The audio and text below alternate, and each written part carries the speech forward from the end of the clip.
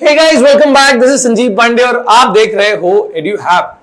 तो भाई साहब 10वीं फाइनली हो गई और बहुत जल्द रिजल्ट भी आ जाएगा और हमको वैसे भी अभी डिसाइड करना है कि स्ट्रीम कौन सी ले, साइंस लूं कि कॉमर्स लूं कि ह्यूमैनिटी लूं, जो भी। और मैंने जानबूझ के यहां पर ना ये ऐसे सीक्वेंस ऐसे लिखा है, नहीं तो नॉर्मली साइंस कॉमर्स आर्ट्स ऐसे लिखा होता है। मेरे को नहीं लगता कि ऐसा कुछ डिफरेंस होता है सच, ठीक है। तो मेहनत करने वाला बच्चा हर जगह मेहनत करेगा, नहीं करने वाला बच्चा वो कोई भी स्ट्रीम ले ले वो ऐसे ही रहेगा और उसका असर आगे जिंदगी में दिखता है, ठीक है। तो अब भाई साहब हमको ये चीज जाननी जरूरी है कि भाई सबसे पहले कि कौन सी स्ट्रीम जो है हमारे लिए बेस्ट है, यही समझना है। सबके लिए यही क्वेश्चन है, ठीक है। इसकी बहुत सारी आप बहुत बच्चे काउंसलिंग करेंगे, है ना, उनके टीचर्स के पास जाएंगे कि सर क्या लूं, टीचर मैम क्या लूं मैं, ठीक है। पेरेंट्स से पूछेंगे, भाई बहन से पूछेंगे, अपने सीनियर से पूछेंगे, दोस्तों से पूछेंगे और वो सब अपनी अपनी प्रतिक्रिया अपनी अपनी राय देंगे, ठीक है। तो जिसमें आप क्या हो जाओगे, हो सकता है कि काफी केसेस में तो आप कंफ्यूज हो जाओ और ज्यादा कि भाई ये कह रहा है कि साइंस अच्छा है, ये कह रहा है कि कॉमर्स अच्छा है, पापा बोल रहे कि आर्ट्स अच्छा है। वैसे पापा हमेशा साइंस ही बोलता है, वैसे ज्यादातर इंडियन मेंटालिटी। तो अब जो है हम पहले तो ये मैं ना कुछ पॉइंटर्स बताऊंगा कि कौन सी चीजें ना ऐसी फैक्टर्स होती है जिसकी वजह से हम कोई स्ट्रीम सेलेक्ट करते हैं, ठीक है, खासकर इंडिया में, ठीक है।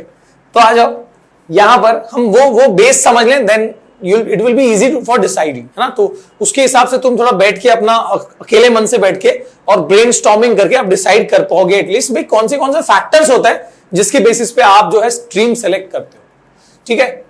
सबसे बड़ा इंडिया में सबसे बड़ा फैक्टर होता है प्रेशर। नॉट एवरीवेयर, मतलब सभी फैमिलीज में नहीं, पर एक प्रेशर ये भी रहता है, ठीक है, जहां पे parents are ambitious and this is a fact. हो सकता है कि किसी को हर्ट हो, बुरा लगे, बट मैं ये एक फैक्ट बता रहा हूं कि पेरेंट्स आर एम्बिशियस। आप मूवीज में और हर जगह पे देखते भी हो, ठीक है। कई पेरेंट्स नहीं होंगे, कई पेरेंट्स बहुत लिबरल होंगे, पर मैं थोड़ा कंजर्वेटिव अप्रोच की बात कर रहा हूं कि देर एक प्रेशर होता है कि मेरा बेटा इंजीनियर बनेगा। देखा ना 3 इडियट्स, मेरा बेटा इंजीनियर बनेगा, मेरा बेटा डॉक्टर बनेगा, या मेरा बेटा डिफेंस में जाएगा, व्हाटएवर। तो मतलब अपने जो क्या बोलते हैं, मतलब ये भी एक रहता है कि पेरेंट्स की अपनी एक इच्छा होती है कि बच्चा मेरा ये करे, जो कि गलत नहीं है। ऑफ कोर्स वो पाल पोस रहे हैं और वो चाहते हैं कि हमारा बच्चा कुछ अच्छा करे, पर वो डिसाइडिंग फैक्टर क्या वो बच्चे के अंदर भी वो चीज है, वो समझनी भी जरूरी होती है। तो आई थिंक पेरेंट्स को, जो पेरेंट्स ये वीडियो देख रहे हो या जो बच्चे अपने पेरेंट्स को दिखा रहे हो, ठीक है, उनके लिए मैं कहना चाहूंगा कि मतलब ये एक फैक्टर है, दिस इज अ मतलब एक बड़ा फैक्टर भी कह सकते हो। बट मैं और बातें बताऊंगा, आपको ध्यान से समझ लेनी है। एक होता है, मतलब अगला होता है ग्रीड, ठीक है।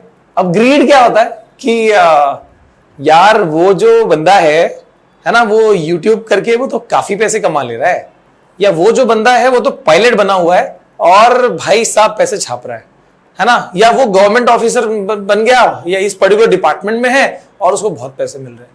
तो ये जो चीज है ना, या वो IIT कर लिया उसने, वो काफी पैसे बना रहा है, वो डॉक्टर बन गया उसने, मतलब आप क्या होता है वो एक इन्फ्लुएंसिंग फैक्टर भी बनता है ना। ग्रीड इज ऑल्सो समथिंग, है ना, जहां पे पैसे को देख के करियर हम सोचते हैं, पैसे को देख के भाई वहां कितना इनकम होगा उसके बेस पे भी करियर डिसाइड करते हैं। दिस इज ऑल्सो, है ना, एक मेजर फैक्टर होता है करियर को सोचने का, ठीक है। लेकिन ये किस हद तक सही है, ये आप अपने आप में एक थॉट दो इसके बारे में, ठीक है। अब आते हैं, मैं इसको इन सबको कंक्लूड करूंगा आगे, डोंट वरी, ठीक है। अब आते हैं influence. Now what is influence? देखो 2 वर्ड्स है, मैं दोनों को एक साथ बताता हूं, इन्फ्लुएंस एंड इंस्पायर।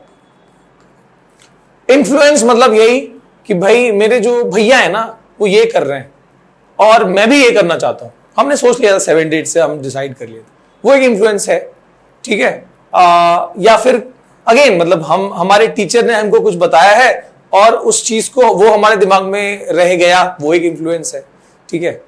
इंस्पायर जो होता है, देखो होता ये दोनों लगभग सिमिलर ही है इस केस में, but inspire is a good word या गुड टर्म टू अंडरस्टैंड कि अगर आप किसी करियर को लेके या सोच के या किसी को देख के आप इंस्पायर हुए हो, इट इज आई थिंक ये थोड़ा बेटर हो सकता है, एक बेटर वर्ड हो सकता है, या कंपेयर टू इन्फ्लुएंस ये बेटर हो सकता है, क्योंकि इन्फ्लुएंस में कुछ भी हो सकता है कि आप पैसे की वजह से इन्फ्लुएंस हो रहे हो, कि वहां इनकम ज्यादा है ना।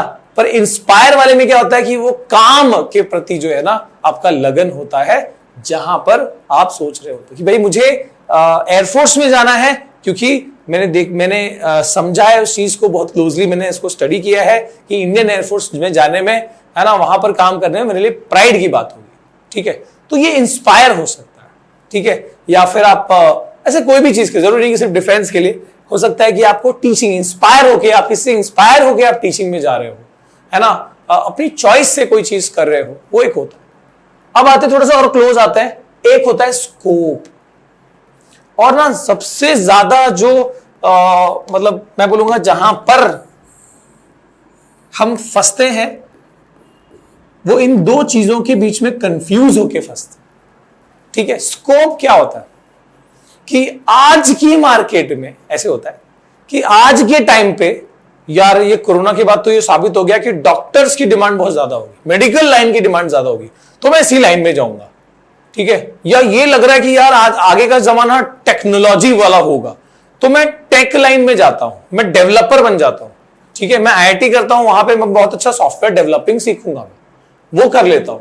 ठीक है, या फिर आगे जाके डेटा की बहुत डिमांड आने वाली है, मैं डेटा साइंस करूंगा। ठीक है, डेटा साइंस में जाऊंगा। कुछ टाइम पहले ऐसे था, मेरे ख्याल से आज से 10 साल 8 साल पहले, जब बायोटेक्नोलॉजी का नया मतलब बूम आता है मार्केट में, तो उस टाइम पे बायोटेक्नोलॉजी का बूम आया था, तो काफी लोग उसके अंदर गए। अब होता यही है डिमांड सप्लाई वाला सीन, कि काफी लोग गए तो उसका बूम खत्म हो जाता है। जस्ट लाइक शेयर मार्केट, ये चीज का शेयर बढ़ रहा है, उसमें लोगों ने देखा और धप से पैसा डाल दिया, अब वो उसकी वैल्यू ओवर वैल्यू हो जाएगी, फिर वो नीचे भी आएगा। यहां पर वही होता है, it's all about demand and supply. तो यहां पर क्या होता है कि आप जो है इन दोनों में थोड़ा कंफ्यूज होते हो, बिकॉज स्कोप जो है ना, वो हो सकता है कि आगे कुछ टाइम में वो खत्म हो जाए, उसमें स्कोप ना रहे, तो क्या करोगे। ठीक है, मतलब आप जो सोच के गए थे वो तो खत्म हो जाएगा। सो जो अल्टीमेट चीज होगी ना, जिसकी वजह से जो हमेशा आप ड्राइव कर पाओगे, it will be your interest. कभी दोस्तों के इंफ्लुएंस में आके हमको कोई चीज नहीं करनी। ठीक है, या पेरेंट्स को समझना होगा कि प्रेशराइज करके आप उससे क्या हासिल कर लोगे।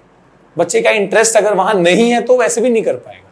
एक चिड़िया को अगर हम तैरना सिखा रहे हैं, कोई पॉइंट नहीं बनेगा। ठीक है, अगर उसको उड़ना आता है तो उड़ेगा।